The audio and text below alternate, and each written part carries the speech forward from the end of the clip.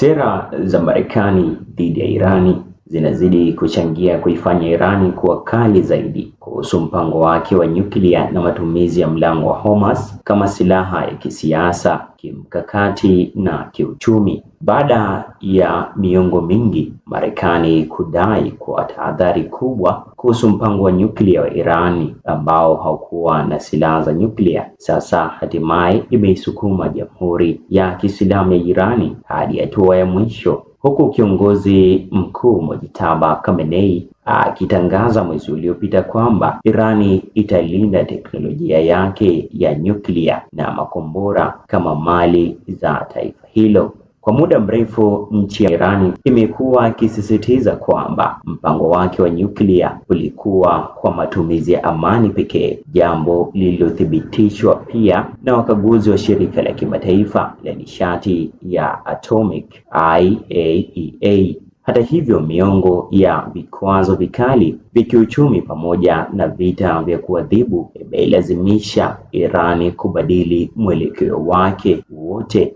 Katika ujumbe wa maadhimisho ya siku ya kimataifa ya Ghuba ya Uajemi, siku ambayo Waajemi waliikomboa njia hiyo ya maji kutoka miaka 115 ya utawala wa Ureno mwaka 1622, Ayatollah Mojtaba Khamenei alisema kuwa Marekani imepata ushindi wa kuiaibisha, jambo ambalo linafungua ukurasa mpya katika Ghuba ya Uajemi na mlango wa Hormuz, akisema Irani inashiriki hatima ya pamoja na majirani zake wa eneo hilo, eneo ambalo halitatawaliwa na wageni wanaotoka maelfu ya kilomita mbali. Hapa alikuwa akilenga Marekani, pia akiahidi kwamba sheria mpya na mifumo mipya ya usimamizi katika mlango wa Hormuz itanufaisha mataifa yote ya eneo hilo, huku pia ikiletea Irani faida za kiuchumi. Tangazo hilo muhimu limeambatana na mwaliko kwa nchi za Ghuba kukubali ulinzi wa Irani kwa usalama wao, huku akisema zama za ulinzi wa Marekani zimekwisha. Siku hiyo hiyo, msemaji wa jeshi la Irani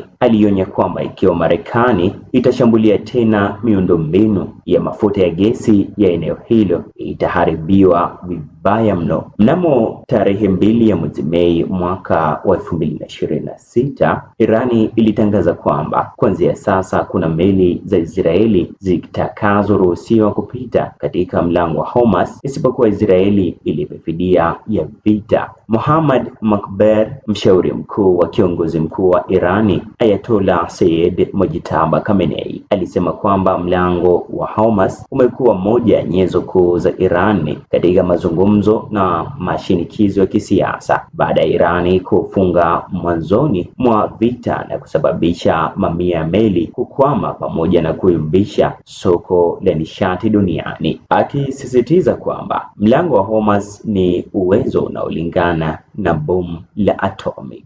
Wiki iliyopita, baada ya rais wa Marekani Donald Trump kubadili msimamo kuhusu mchakato wa amani, Irani iripotiwa kuanzisha mfumo mpya wa kusimamia usafiri wa majini kupitia mlango wa Hormuz. Kumekuwa na mabadiliko makubwa ya kisiasa katika eneo hilo tangu mashambulizi ya Marekani na Israeli dhidi ya nchi ya Irani, pamoja na kuuawa kwa viongozi wake wakuu wa kiroho na kijeshi mnamo Februari ya 28. Jambo lililoonekana zaidi ni uamuzi wa Falme za Kiarabu UAE kujiondoa katika shirika la nchi zinazozalisha mafuta OPEC linaloongozwa na Saudi Arabia, ambalo huamua kiwango cha uzalishaji wa mafuta kwa nchi wanachama na bei ya mafuta katika soko la kimataifa. Kwa muda mfupi, kujiondoa kwa Abu Dhabi kutoka OPEC kunaweza kusababisha kufukuzwa kwake kutoka jumuiya ya nchi za Kiarabu, yani Arab League, jambo ambalo linaweza kuathiri taswira yake kama eneo salama la kifahari lenye majengo ya kipekee kama Burj Khalifa na Dubai Frame,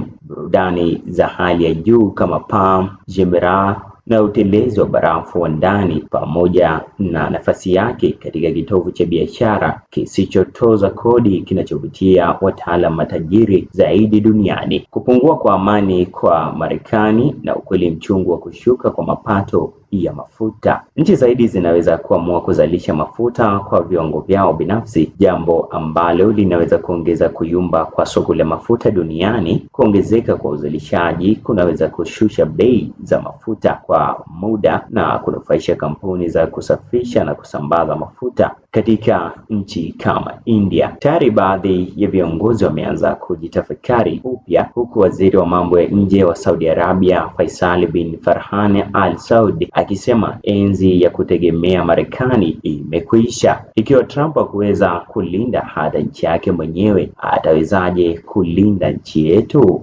Hii ni mbaya kwa upande wa Trump na Marekani kwa ujumla. Mkutano wa waziri wa mambo ya nje wa Irani Abbas Araghchi na rais wa Urusi Vladimir Putin mjini St. Petersburg, muda mfupi baada ya rais wa Marekani Donald Trump kufuta safari iliyopangwa ya afisa wa Marekani kwenda Pakistan kwa ajili ya kujadili amani na Irani, pia utaathiri hali ya eneo hilo. Inaelezwa kuwa Araghchi alikuwa akiomba kuongeza muda wa makubaliano ya kusitisha mapigano. Putin alimhakikishia kwamba tutafanya kila kitu kinachotumikia maslahi yenu na maslahi ya watu wote wa eneo hili ili amani ipatikane haraka iwezekanavyo. Araghchi aliambia vyombo vya habari kwamba Marekani ndiyo iliyosababisha kushindwa kwa duru ya kwanza ya mazungumzo nchini Pakistani katikati ya mwezi Aprili kutokana na matakwa yake yaliyopitiliza, akiongeza kuwa usafiri salama kupitia mlango wa Hormuz ni suala muhimu kwa dunia nzima. Nchi zote mbili, Pakistani na Omani, zinaendelea kushiriki katika juhudi za siri za kidiplomasia ili kuzuia kurejea kwa vita ya wazi kati ya Marekani, Israeli na nchi ya Irani. Hata hivyo, nafasi muhimu zaidi inatarajiwa kuchochewa na nchi ya Urusi, jambo linaloonekana kupitia mazungumzo ya simu ya dakika 90 kati ya Rais Putin na Trump iliyogusia masuala mbalimbali ikiwemo vita vya Irani, mgogoro wa Ukraini na jaribio la kushambuliwa kwa Trump wakati wa chakula cha jioni cha hadhi ya juu mjini Washington. Baadaye basi Araghchi alikutana na mwenzake wa Uchina Wang Yi, jambo lilionyesha nafasi ambayo Beijing inaweza kuwa nayo katika kuamua mwelekeo wa mgogoro huo. Ziara hiyo ilifanyika wiki moja tu kabla ya mkutano uliopangwa kati ya rais wa Marekani Donald Trump na rais wa Uchina Xi Jinping mjini Beijing. Ripoti za hivi karibuni zinaonyesha kwamba mawasiliano au mapendekezo kumaliza vita kati ya Irani na Marekani yaliyokuwa yakifanywa kupitia upatanishi wa Pakistan hayajazaa matunda yoyote. Na kwa mujibu wa vyombo vya habari, majibu ya Irani kwa mapendekezo ya Marekani yaliyowasilishwa wiki iliyopita yanataka kusitishwa kwa mapigano katika maeneo mengi ikiwemo Lebanon kabla ya kufunguliwa tena kwa mlango wa Hormuz na kuendelea kwa mazungumzo zaidi kuhusu nyuklia. Madai ya awali ya Irani yalikuwa kama ifuatavyo: dhamana dhidi ya mashambulizi ya kijeshi, kuondolewa kwa majeshi ya Marekani karibu na nchi ya Iran, kuondolewa kwa mzingiro wa kijeshi wa baharini, kuachiliwa kwa mali za Irani zilizogandishwa, malipo ya fidia, kuondolewa kwa vikwazo, kusitishwa kwa vita katika maeneo yote